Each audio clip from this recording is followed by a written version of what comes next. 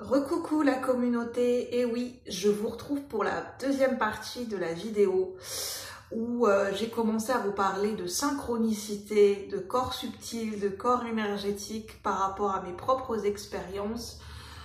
La première vidéo, on va appeler ça comme une mise en bouche, comme une accroche, une introduction pour introduire le sujet de ce dont j'ai envie de vous parler ici et maintenant et par rapport à ce que j'ai été guidée et amenée à vous transmettre ici et maintenant. De par mes guides, de par les intuitions, de par mes intuitions, de par les synchronicités justement. Ça fait un moment que j'avais envie de vous introduire le mot l'énergie, le sujet des synchronicités. Alors, je vais me laisser guider et voir ce qu'on a envie de me transmettre.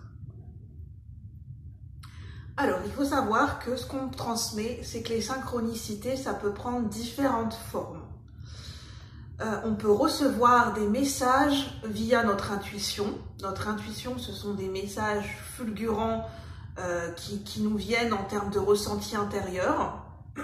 Un ressenti intérieur subtil et fulgurant à la fois, qui est spontané, qui nous vient d'un coup. Ça, c'est plutôt notre canal intuitif. Après, nous avons notre canal médiumnique. Le canal médiumnique lié aux capacités extrasensorielles, donc lié à la clairvoyance.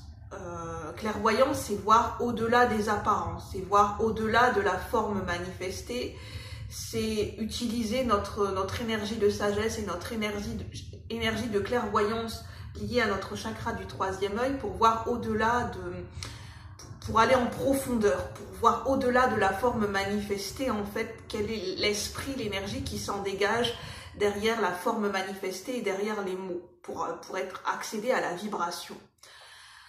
Et les synchronicités, c'est des messages qu'on peut recevoir, c'est-à-dire des événements qui viennent nous transmettre des messages, des prises de conscience au travers d'un événement, d'une situation, d'une relation, d'un objet extérieur.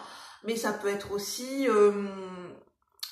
sous forme sous forme de support, au travers d'un livre, une lecture, la lecture d'un passage, la lecture d'une phrase, d'une citation qui peut nous amener à comprendre et avoir des prises de conscience sur notre propre vie et sur ce qu'on est en train de vivre actuellement, qui sera guidé, on sera naturellement guidé vers la lecture de ce livre par nos ressentis, par notre intuition, par le fait qu'une chose en amène une autre.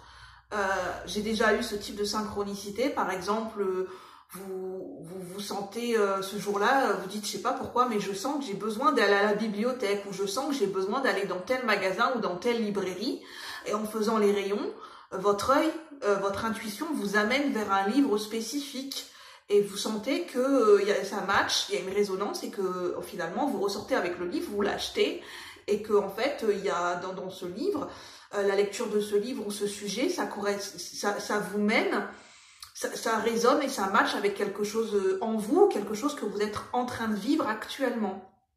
Et c'est une chose qui en amène une autre, comme les petits cailloux qui sont positionnés sur le chemin dans le conte Le Petit Poucet, qui l'amène à retrouver son chemin et qui l'amène d'un point A à un point B, à un point C, et jusqu'à, qui le guide étape par étape. C'est un petit peu ça, les synchronicités. N'hésitez pas à partager vos avis si vous le souhaitez, vos expériences pour compléter. Et les messages, les intuitions, ça traverse différentes couches de nos corps énergétiques et subtils. Donc, comme je vous disais, il faut savoir que le corps physique, c'est le dernier maillon de la chaîne, dans le sens où le corps physique, c'est la matière dense. C'est ce qui est relié à la terre. Mais avant le corps physique, on a différentes couches énergétiques. On a le corps éthérique qui est relié au corps physique. Et il faut savoir que quand on a des douleurs et des maux physiques, c'est le dernier recours que notre âme utilise pour capter notre attention, pour nous dire, pour qu'on prête attention à quelque chose en nous. Ça peut être à une émotion, c'est pour qu'on prête attention à un message, à une synchronicité qu'on n'a pas captée auparavant dans notre intuition, dans nos ressentis intérieurs, et ça vient et l'âme s'exprime au travers des sensations de notre corps aussi. C'est son dernier recours, pour qu'on vraiment puisse capter le message. Parce que là, ça sera peut-être parce que les sensations du corps, c'est ce qu'on va ressentir en fait. C'est peut-être pour certaines personnes, c'est plus concret et plus palpable. Je vais voir si j'ai d'autres messages à vous transmettre, justement en bibliomancie avec ce livre-là. Les corps subtils. C'est un livre qui coûte 4 € que j'ai eu au Furet du Nord. Alors, quel est le message pour nous tous, ici et maintenant? Le corps causal. Ah, on parle du corps causal.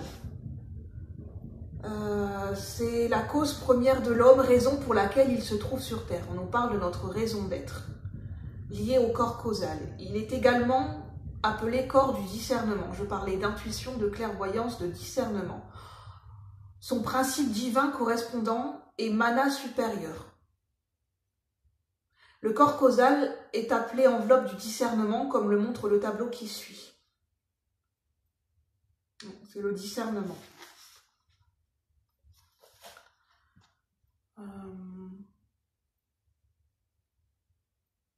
Ce corps est le seul dans lequel il y a le niveau nouménal, c'est-à-dire la perception de la pure essence des choses, complètement détachée de leurs phénomènes et de la subjectivité de l'âme, sans l'interférence de la matière et sans la distraction que peuvent provoquer les enveloppes inférieures.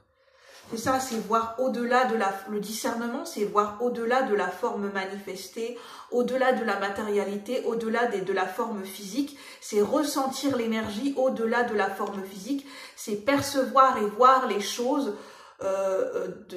liées à connectées à notre propre sagesse intérieure, au-delà de l'illusion que peut provoquer la matérialité ou l'illusion du moi qui serait plus rattachée à l'ego.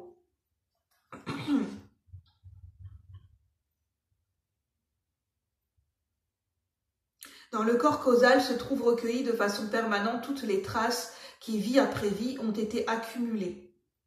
Cela est possible parce que le corps causal perdure et se revêt à nouveau d'autres corps subtils. Il se réincarne, tandis que les autres corps subtils, éthérés, astrales et mentales sont abandonnés après la mort.